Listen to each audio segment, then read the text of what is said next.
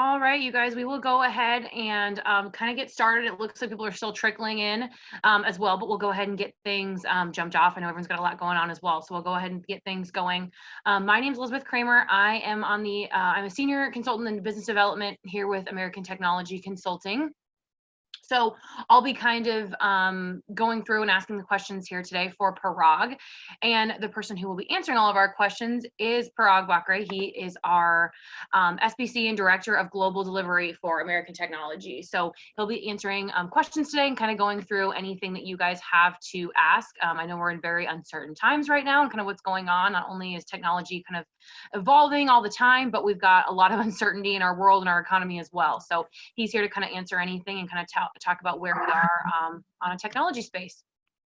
So with that, we'll go ahead and get started. I'm going to start with the questions that have been submitted here via Zoom, and then I'll kind of rotate back and go through the questions that we had submitted earlier. So the first question that we had is from Ellen, and she says, "Hi, I'm looking for tips, techniques, working agreements, and recommended tools to use when hosting a virtual PI planning session for 100 team members."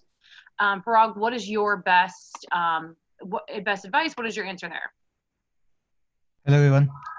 So that's a really interesting question. And one of the things that SAFE always promote is to have these meetings in person, right? So invite everybody to that big room and do the meeting over there is what they always recommend. But with the current situation, things have changed a lot. And we are seeing more and more teams working remote, not even in current situation, but even otherwise as well, because the teams are distributed. And you need to look at three aspects: people, process, and technology. So you need to have a complete list of people that are going to be involved with those virtual meetings and where they are located, what process you are going to follow for the meeting, right? So that needs to be communicated out to people ahead of that meeting. So even though the meeting involved talking about the process that will be followed or the agenda that will be followed for the meeting, but with virtual class not having people together, I think it makes sense to communicate that out ahead of time. And from technology standpoint, there are multiple tools and technologies that can be used. But first, look at the technology that is being currently used in your organization, right? And try to stick to that technology as much as possible.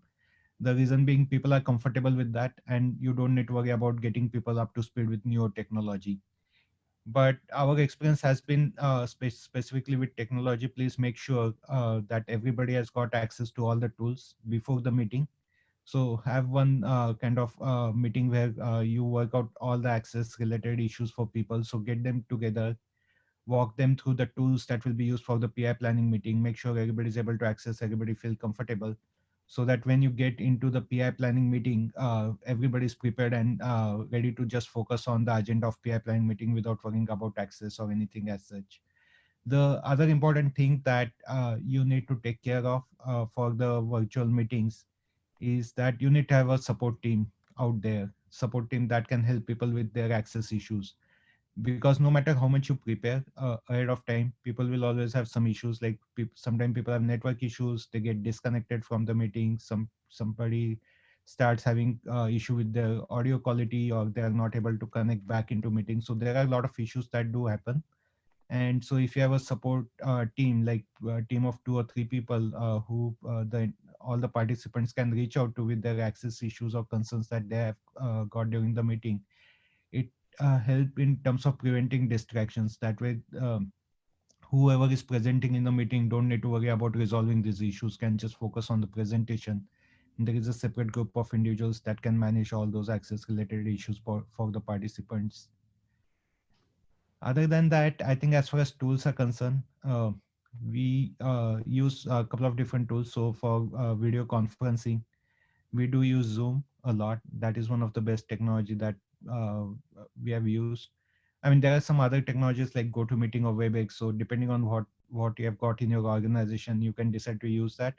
But there is a breakout room kind of feature in these softwares, and what it allow you to do is like allow smaller groups to have discussion if they want to. So you can create a breakout room and send people to those breakout rooms. And there are plenty of videos on their website about how to use that particular feature. The other important piece of software that we use is like a whiteboard software. So any software that allow you to create and share whiteboards online. And we do use Concept Board as one of the software. I mean, it's pretty simple, easy. You don't need like a lot of training to use that software. And so that is something that we use for the whiteboards. And then in addition to that, we use some software for messaging. So in our case, we use Slack. We have seen a lot of success with Slack, and the online meeting software do allow you chat option, but the chat that is done in the online meeting software is temporarily stored, and so the moment meeting is over, that chat is gone. And so the reason we use Slack, because you can retain that chat longer and you can go back and reference it if need be. So as I said, like there are plenty of different softwares, but from software category standpoint, I think one thing that you need is conferencing software, then a whiteboard software, and a chat software. These are the three tools, I think, or softwares that you need to have for these online meetings. Okay, perfect. Thanks, Parag. If at any time as well, you guys, if there needs to be any clarification on a question or a follow-up question, please feel free to submit that through as well, and I will get that answered as quickly as possible there. So the next question that we have is, sorry, just kind of backing up here, guys.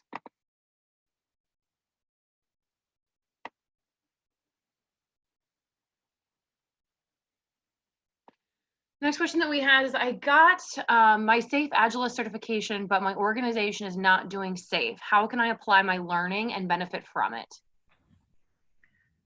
That's a really good question. And I believe most of the people that are out here have done leading SAFe certification. And that is where this question is coming from. It's related to SAFe Agilist certification, which is a certification that is there for the leadership team or executives in the organization. And being a leader in the organization, I think as you all know that leaders don't wait for somebody to come and tell them what to do, right?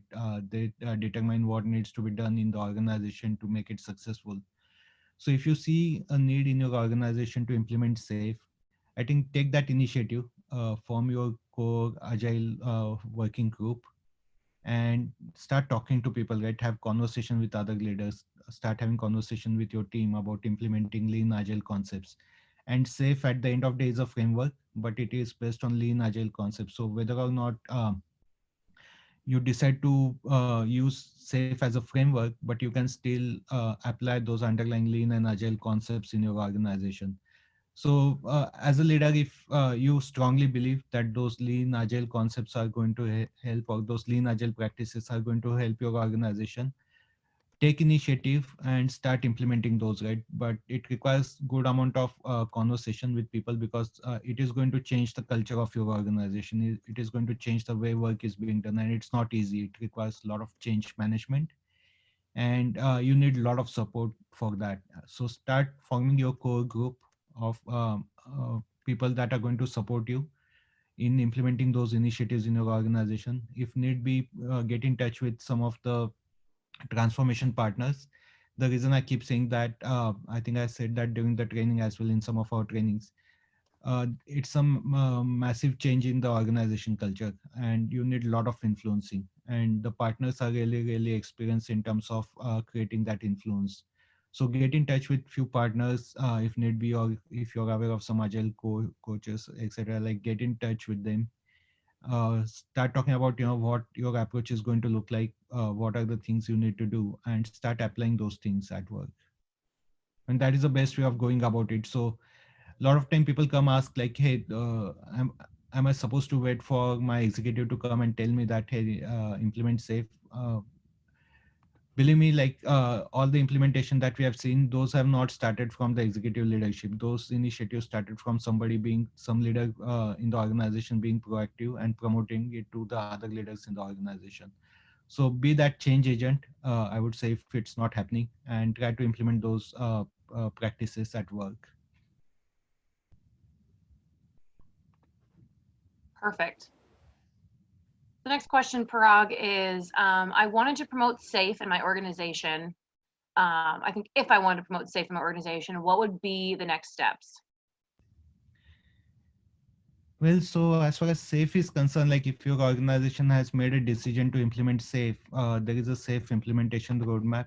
I think that was shared with all the trainees during the training. So you need to look at that roadmap and follow the steps that are mentioned on that roadmap. The first step on that roadmap is to train your executives, leaders in the organization, or any people that are going to support you through that transformation.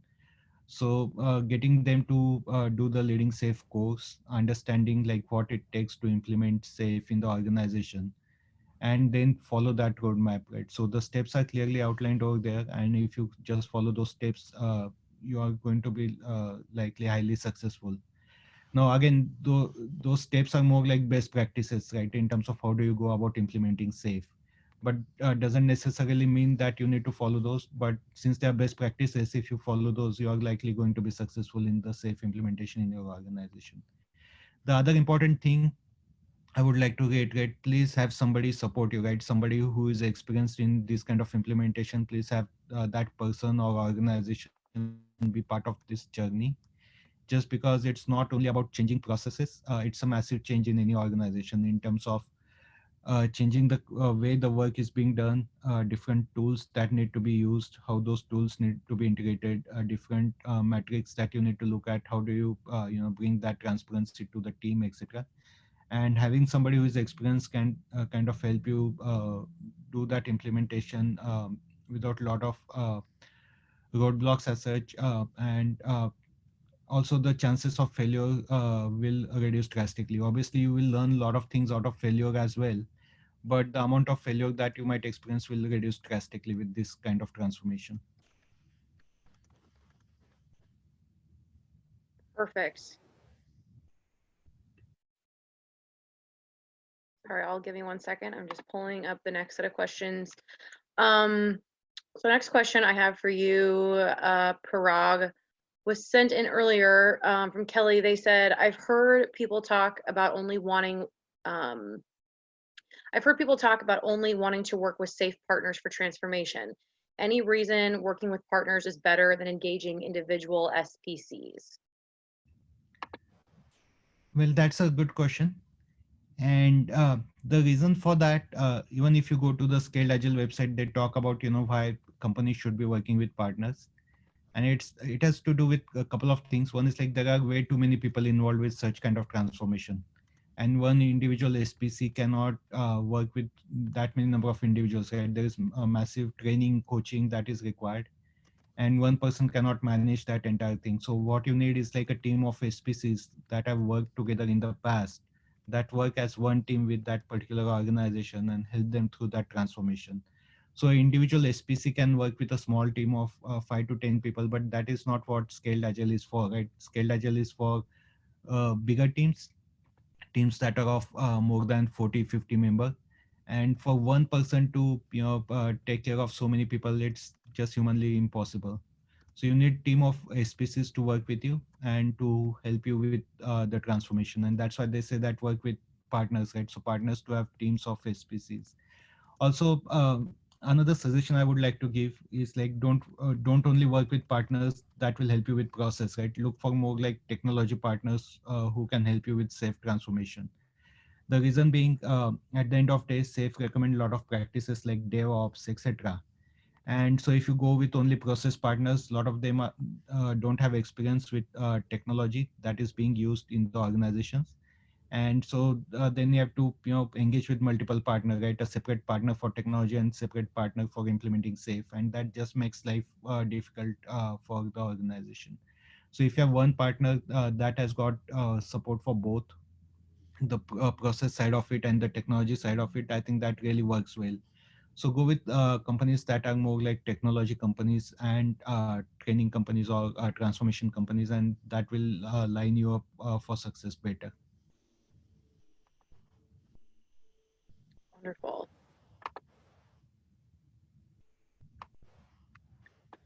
So next question, Parag, was submitted a couple days ago. And that question is, my organization implemented SAFe, but we are not successful with the implementation. What would be my role as a SAFe Agilist in such situation? Well, this is one of the things that we hear a lot, right? A lot of time people say that, okay, safe seems to be not working for my company, or safe is not a right framework for our kind of organization. And the primary reason I will tell you for that is more of the support from leadership, whether or not that support is there. And when I say support from leadership, it's not only about approving safe implementation, right? If you have attended leading safe certification course or leading safe class, one of the thing you might have noticed is like as a leader, you cannot delegate the responsibility of safe transformation to somebody else, right? You need to be part of that transformation. You need to take action basically and guide the team through that transformation. So there is a lot of ownership or accountability on leaders to make this transformation successful. And a lot of these organizations that have not been successful, the primary reason for that was like the leadership just decided to delegate it to somebody else. So we have seen organizations where the executives decided to send their team to the safe training without them even knowing about what safe is, right? They just knew at a very high level, but they were not even aware of what it takes to implement safe. And so what happened with that is like sometimes teams struggle with some concepts of safe, right? And so or they have some challenges where they need some kind of support, and they don't have that support, and that's where teams start deviating from safe. They feel that it's not working for them and they go to the alternate framework. But we have seen companies like Discover, American Express, where we hear a lot of good stories where the leadership is actively involved in the transformation. They are actively involved in day-to-day work, and it has really worked well for them. Again, one thing I would say is like SAFe is just a framework. It is based on lean agile practices. And if you focus on those lean agile practices, that will make you more successful. Consider it more like set of best practices and use those best practices. And if you adopt those best practices, eventually you will start experiencing success. Safe is just a delivery framework, and so in order to deliver software in the most optimal way, if you follow that particular framework, you will experience better success. But again, the success for safe, the success or failure really depends on whether or not the leadership is participating in that transformation. So to answer that question, if you are experiencing success, right, you are leader in an organization, I think you need to form your core group of people that support this framework, that support these lean agile practices, and start influencing other leaders in the organization. So have meetings with them, have some training classes scheduled for them, get them understand the perspective, get them understand these practices more, and then you will start experiencing success. So there is no easy answer to it. It's not like, you go and change some process and it will start working for you. It requires massive amount of training, coaching, etc. And so the more training, coaching you do, the better results you are going to get. And it's worth that investment. Like, if companies invest in training their people, I think they will save a lot on their technology expense, technology cost, as well as they will have happier customer, happier employees. So there are a lot of benefits in making that investment. Oh, sorry guys, I was having technical difficulty. There we go. I was talking for a couple, like a minute or so there, so I apologize for the dead air. I wanted to remind you too that if you have any questions, any clarification, any follow-up questions to anything we've talked about so far, please let me know. We've got just a few questions left, so if there's anything that Parag has talked about, any questions that we've had, please feel free to submit that as well, and we'll be happy to clarify or answer anything, any follow-up questions. So the next question for you, Parag, was actually just recently submitted, so I'm going to circle back here for a second. I like the, or excuse me, my leaders feel that SAFe is a huge undertaking and requires significant time and investment to realize the value. Is that a valid assumption? Well, yes, it requires significant investment in terms of time, but I won't say that investment is not happening currently in your organization, right? So if you think about your organization, what it is doing currently, it's still investing time in doing a lot of stuff. So the way software is being developed, you have your new team members joining you. There is a lot of training that you put them through, right? Process training, etc. And in order to deliver that software, there is that investment that's constantly happening. So it's just matter of, where do you want to make that investment, right? Do you want to make that investment in the current way of doing work, which might not be working for you, or you want to make investment in something that will help you actually reduce the expenses further and make everybody's life better, make life better for the team, make life better for your end customer ultimately by delivering more efficiently. So yeah, there is an investment, but that investment is not like something that companies are not currently making already. I mean, companies are spending money in tools, technologies. They are also spending a lot of money on training every single year. So if you put that money in the right place, I think you will realize better benefits or more benefits. Okay, great. Um, this is actually the last question. I'm going to double circle back here, make sure I'm not missing anything, you guys. But the last question that I have, Parag, is how can you refer friends or coworkers to SAFe training? Well, so we do have a referral program going on for safe trainings that are being done by ATC, both public as well as private classes. And so if you have somebody that you would like to refer to, please get in touch with one of the training advisors that you have worked with for your training. And in case you're not aware of who that person is, you can just visit our website and submit that referral either through contact form, or you can just send us an email. Our email address is there on our contact form as well. Perfect. Okay, well, I'm going to, that is the last question we have, you guys. So is there anything else, Parag, that you would like to mention or leave us with before we close things out? I'd like to wait like another minute or two just to make sure there's nothing that I'm missing or anything else that trickles in. But yeah, is there anything other closing comments or anything that you have? Yeah, I think based on some questions that I have seen, one comment that I would like to make is, guys, if you have taken Leading Safe course that is related to leadership practices, right? So please follow those practices. And one of the practice that I would like to specifically highlight over there is like be proactive. So if you really strongly feel that you can contribute more in your organization, if you're wanting to experience better success, take that initiative, start looking for opportunities for implementing your learnings, and that is going to make you more successful as an individual. You are going to get higher visibility in your organization. And please form your support group, because this is a massive undertaking if you're wanting to implement it in your organization. So you need to have good amount of support available in your organization. So form your support group, work with some agile coaches or consultants or partners, and drive out that initiative, right? So if this is not happening in your organization, and if you are a person who actually implement it in your organization, as an individual you are going to experience a greater success. And so it's just that you need to be proactive and take it really forward in your organization. Wonderful. Thanks, Parag. Well, it looks, oh, we have one more closing question for you, Parag. Could you please share some advice on how to convince business leaders, specifically leaders of the team members who have already bought in and are using Scaled Agile, to attend your PI planning session so they can help prioritize the work? Great question.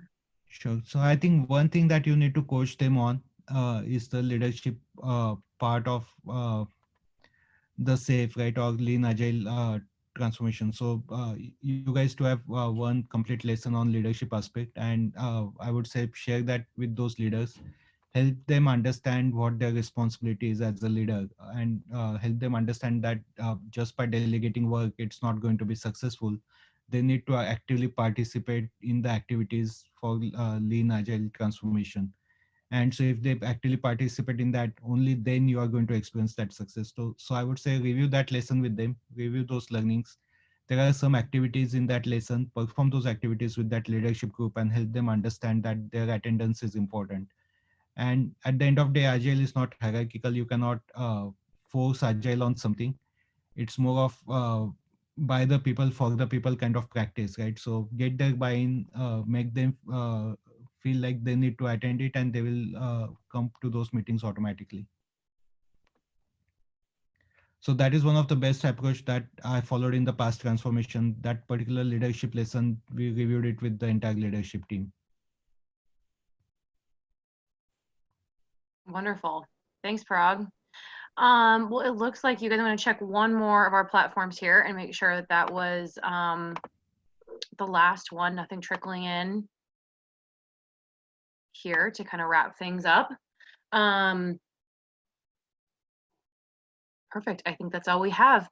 So in the meantime, you guys, thank you so much for joining our ATC live Q&A. We are going to hold these monthly to kind of and specifically target and ask or invite those who have taken our trainings and are maybe interested in taking our SAFe training specifically to join us and ask any questions that have maybe come up since the training or anything that's happening kind of in our evolving world of technology for you, and have Parag and different panelists on here to kind of talk about that and ways that that can be implemented and different, like I said, questions that you have, especially in this ever-changing world. I did through the chat go ahead and put my email on there. So again, my name is Elizabeth Kramer. So if you have any questions, comments, or concerns for myself or anything that I can pass along to our ATC team, please go ahead and shoot me an email. I would love to talk to you further. Otherwise, thank you guys so much for joining us today. Stay safe, stay healthy, and we'll hopefully talk to you soon. Thanks, everyone. Thank you all.